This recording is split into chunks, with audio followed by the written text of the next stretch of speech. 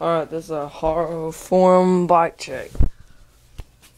First, we got the Alienation plain black rims with the black spokes. And the kink cassette, I don't really know what kind it is, but I know it's kink. The Shadow Conspiracy interlock 2 chain.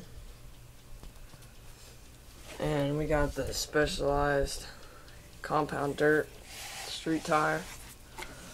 The fit pivotal seat, the Haro 25.4mm seat post, and the Eastern Medusa 25-2 sprocket, just Haro cranks, and the Haro pedals.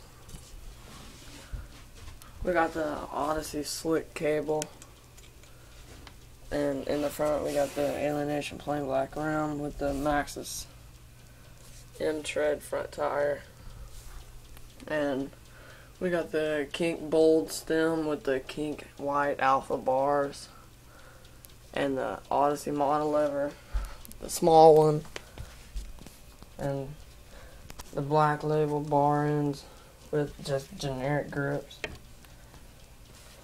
Alright, that was my bike check, so check out my other videos.